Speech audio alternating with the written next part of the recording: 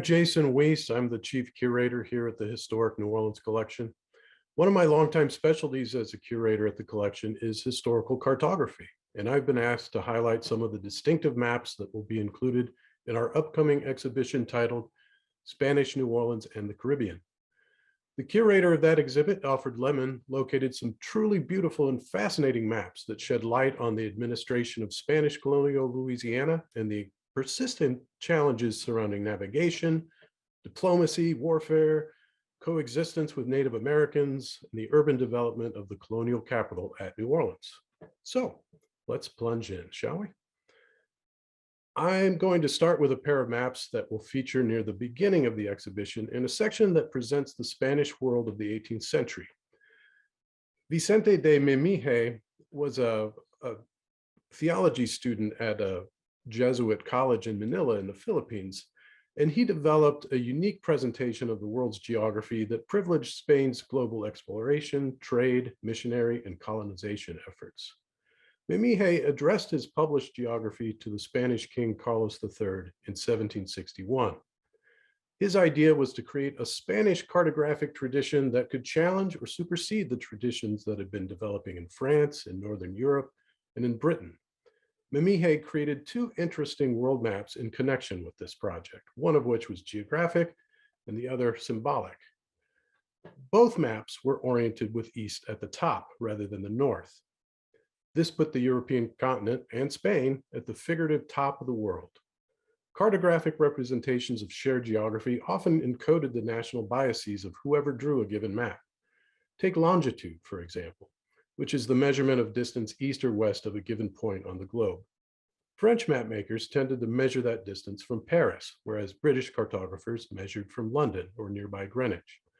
Memije measured the longitude of his Spanish world from Cabo de Cruces in the province of Catalonia, the easternmost part of Spain. That imaginary line was Memije's prime meridian, the imaginary line from which all other map points east or west would be measured. This adjustment made the relative positions of all points around the world refer implicitly to the Spanish homeland, including faraway points on the Gulf of Mexico. The modern line of 90 degrees west longitude, as measured from the prime meridian, our current prime meridian in Greenwich, passes through New Orleans, but on Memije's map, it passed through Mobile, a few degrees farther to the east. Memije's map has extensive notes along its right edge, explaining his measurements and the locations of places around the world. Other than this and its overall orientation of east on top, Memije's geographical map is fairly conventional in terms of its cartographic details. But the other map he created, which he titled The Symbolic Aspect of the Hispanic World, was an allegorical adaptation of the geographical map we just saw. Memije's symbolic map took the form of a benevolent Spanish queen. She wears a crown that represents the different provinces of Iberian Spain, all of which are being blessed by a dove labeled Roma, representing the Catholic Church. Angelic figures lend divine grace and authority to the figure. Her staff represents the equator, and her heart is a compass rose, which ties all navigational points to that starting point in the symbolic royal heart of Spain. The folds in her flowing gown represent what were the principal Pacific trade routes for Spain at that time, the routes followed by the Manila galleons carrying treasures from Asia. Her left shoulder is the line drawn by the Spanish-born Pope Alexander VI in the 1494 Treaty of Tordesillas that divided the lands, quote unquote, discovered by Spain and Portugal in the late 15th century. An angelic cherub is placing in her right hand a flaming sword that conveys the divine right to rule her earthly domains. And here's a detail that I find very interesting. The queen's slippers are the Philippines, which was Memije's home and birthplace. Manila is near her right big toe. This seems at a glance to be a humble position, but perhaps Memije was suggesting that the Philippines had a foundational role in the future of Spain's global empire. Whatever the case, these are a fascinating pair of maps to begin the exhibit and convey a sense of the world over which Carlos III was a sovereign.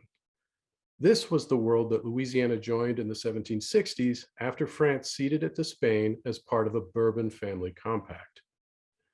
Also in this first section of the exhibit, you'll see some scientific maps that would have been quite useful to mariners traveling between ports in the Caribbean and Gulf of Mexico, including this plan of the port of Veracruz on the Gulf Coast of Mexico.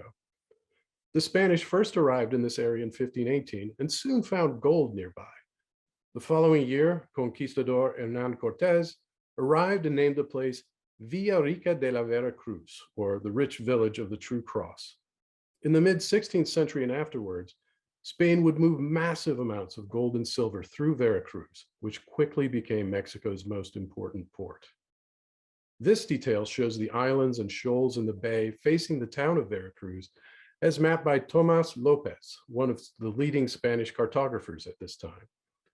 The collection has 2 or 3 other examples of López's work, but his maps didn't circulate widely in the way that works from other European mapmakers did. This is because geographic information about Spanish ports and territories were, for a long time, closely guarded secrets held by Spanish authorities in Seville or Cadiz, the 2 Spanish cities that were most closely connected to the Spanish Americas and their colonial administration. Another map in the exhibition shows the area of Spain where Seville and Cadiz are located in the southern province of Andalusia. It's a beautiful hand-drawn manuscript that shows the river Guadalquivir that connects Seville to the sea. For many centuries, the Guadalquivir was an important river port, a bridge between the Atlantic and the interior that earlier European civilizations used for transportation. The first human settlement by Phoenicians took place around the 9th century BC, and Romans, Visigoths, and Moorish Arabs would follow, each leaving an indelible mark on the south of Spain. In the time of Carlos III, Seville and the coastal city of Cadiz became critically important centers for maritime training, administration, and trade with his global empire. The name of the river, Guadalquivir, derives from the Arabic word for great river and is a relic of the Arab influence on the Iberian Peninsula. I was happy to see a river chart from Europe will be in this exhibition. Many Spanish people who eventually found their way to Louisiana would have descended this very river to begin their long journey over the Atlantic, and many vessels returning from Louisiana by way of Havana would have carried people and information from that distant place to this same Spanish river. One document that made the journey back to Spain is this striking manuscript map of Louisiana that was compiled by French engineers. It shows the entire province from the Illinois country far to the north down to the Gulf Coast at the bottom of the map. If we read the title cartouche, we see the map is credited to the son of military officer and engineer Ignace Francois Broutin, who was the captain of Royal Engineers in French colonial Louisiana, as well as a Chevalier of the Order of St. Louis. Like the previous example, this is an original hand-drawn and colored manuscript map from the mid-18th century. Beautiful artistic embellishments add visual interest to the margins and notes recorded on the map. It presents a huge amount of geographical information that would have taken months, if not years, to compile by way of direct exploration and observation. The topography of coastal Louisiana presented here only hints at the difficulty of surveying and mapping that watery terrain firsthand. The Native American settlements of the Choctaw, Chickasaw, Takapaw, Kalapissa, and Caddo peoples can be seen in the lower portions of the map, while those of the Illinois, Osage, and Sioux are indicated at different points in the north. Spanish colonial administrators and military officers prized accurate information about the locations of indigenous peoples, as well as overland and water routes for travel. So, this is simultaneously a beautiful artwork and a highly valuable piece of intelligence, which is probably why it ended up in the Spanish Navy's archive in Madrid. They have graciously agreed to lend it to us to share with you. Another map from that military archive is in the later section of the exhibition, one that focuses on the West Florida campaigns of Bernardo de Galvez, the Louisiana governor and general who besieged and eventually forced the surrender of the capital of British Pensacola in 1781, thus reclaiming West Florida for Spain. Extensive fortifications protected the British colonial capital at Pensacola, which was garrisoned with thousands of red-coated army troops. Galvez's men had to patiently and systematically approach and overcome these strong points, often at great cost in blood. Galvez's eventual victory not only ensured the return of the Floridas to Spain, but it also took a large number of British forces out of action and thus aided the American Revolution. Manuscript maps are by their nature unique cartographic representations, unlike printed maps that can exist in many copies. Here's a manuscript plan documenting the Great Fire of December 1794 that leveled a significant portion of the Spanish colonial capital of New Orleans. It's now in the collection of the Spanish archive at Simancas. On December 8th, 1794, as the story goes, a group of children playing in a Royal Street courtyard accidentally set a wall ablaze, and those flames quickly spread into the adjacent wooden houses. Within a matter of hours, that inferno destroyed 212 structures, many of them recently rebuilt after a large 1788 fire that had consumed much of the city. This detail shows the area where the fire started, Principio del Fuego. It also shows how the blaze narrowly spared the recently rebuilt Church of St. Louis, which would be consecrated as a cathedral just weeks later on Christmas Eve of 1794. Another detail shows how the fire reached the royal storehouse for gunpowder, labeled D, next to a fortified redoubt of St. Louis, which is labeled O. The resulting explosion caused considerable damage near the upriver waterfront, as indicated by the maker of this map. After this second Great Fire, citizens who petitioned the Cabildo for rebuilding funds were all required to follow new building codes, mandating the use of fire-resistant materials in roofs and walls. Those building codes gave the French Quarter some of the architectural aspects that it retains to this day. There are those of us who believe that it maybe ought to be called the Spanish Quarter instead of the French Quarter. This 1791 manuscript plan of Spanish New Orleans shows the patrol routes of regular troops and militia units, including those that consisted of free men of color. These patrols were intended to maintain peace and tranquility, and also to quickly detect any fires, which were an evident concern. Militia were sometimes called upon to aid in the construction and maintenance of the fortifications and levees surrounding the city. A closer look shows us a fortified treasury building labeled Tesoreria next to the custom house, which is labeled Aduana, and a tobacco warehouse at the upriver edge of the city. Spanish officials were collecting duties on incoming cargoes coming to the city up the river from the Gulf of Mexico, as well as those floating downriver from the western territories of the young United States. Bulk cargoes such as furs, lumber, and agricultural produce were valuable commodities trading through the Spanish port of New Orleans.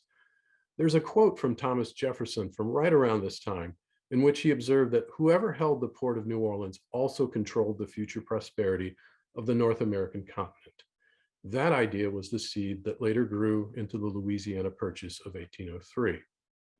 An unusual plan from our own collection, hand-drawn by Carlos Trudeau in 1796, shows a proposed bathing facility and park on the riverfront. That proposal was sent to the governor from Bernard Tremolay, the proprietor of a hotel and coffee house near the corner of what's now Decatur Street and Jackson Square. The manicured promenade park would have given New Orleans a very urban amenity had it been approved, but there's no record that it was ever built. Trudeau surveyed hundreds of tracts of land as the so-called Agrimensor Real, or royal surveyor of Spanish Louisiana. An archive of survey plats and plans from Trudeau and his deputies that document all of the provinces of colonial Louisiana are in the collection of the Louisiana State Archive, but available at the Williams Research Center of the Historic New Orleans Collection. There will be several surveys and plans by Carlos Trudeau throughout this exhibition. The Mississippi River and its security were prime concerns of Spanish administrators at New Orleans. The river was the city's raison d'etre from the beginning. This colorful manuscript shows the Fort San Felipe, established downriver from the city in 1792, in what's now Plaquemines Parish. This fort was taken over in 1808 by American troops after the Louisiana Purchase and renamed Fort St. Philip. It would later prevent a British Royal Navy squadron from ascending the river immediately after Andrew Jackson's great victory at the Battle of New Orleans in January of 1815. But in this plan, a key identifies what was then the different parts of the fort. Across the river from Fort San Felipe, Spanish troops established Fort Bourbon in 1794 as a companion fort. It was built on the site of a former French outpost dating from the 1750s that was probably the first armed defensive works in this area. Despite its name, Fort Bourbon was merely an earth and timber breastworks. It was several hundred feet from where Fort Jackson would eventually be constructed, and its site is now thought to be underwater. This manuscript plan actually came with two detached side elevation drawings that are quite interesting. This one shows the wall construction of Fort San Felipe and its relation to the river at both high and low water. The two figures on the riverside appear to be men of color, perhaps enslaved or free Black men who resupplied the garrison, whereas the figures in the fort are white-coated Spanish artillery troops. The remains of Fort St. Philip, enlarged and fortified in later years by the Americans, can still be seen today on the east bank of the river, though it's a bit hard to get to, being surrounded by water. I believe it's on private property as well. I'll give you a peek at one last manuscript from the Archive of the Indies in Seville that purports to show the land and buildings acquired by Carlos III at the time that Alejandro O'Reilly took possession of the city in 1769. The plan was drawn by Carlos Trudeau in 1801, and it shows construction from the previous decades, most notably the earth and timber fortifications protecting the city. The drawing was created by Trudeau in connection to a legal action initiated by the major domo of the cathedral, Antonio Morales, with the authorization of the bishop. His testimony was intended to strengthen the case for the church's ownership of different properties around the city. Trudeau includes both ecclesiastical and royal properties, including government buildings, military barracks, and other interesting details. You may notice that the alternative name of the Mississippi was the St. Louis River, a moniker that had been bestowed by the French. Another note mentions that the land on which the cathedral and presbytery were built had been granted to the church by the French in May of 1745. The main point of this lawsuit, though, was the land on which the old parish cemetery was located, and that's labeled M on this map, in the square bound by Burgundy, Toulouse, St. Louis, and what's now Rampart Street. The growing population of the city at this time demanded all of the buildable lots within the ramparts of the city. So in the late 1780s, the graves in the old cemetery on Burgundy Street were exhumed and moved so that the site could be deconsecrated and developed for housing.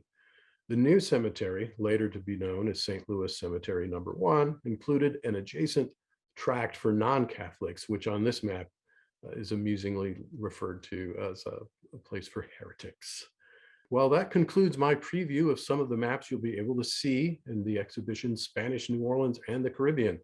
You will experience these beautiful cartographic works and many other beautiful and fascinating objects on loan from institutions in Spain and elsewhere when our exhibition opens on October 20th. Thanks so much, and I hope to see you here at our museum.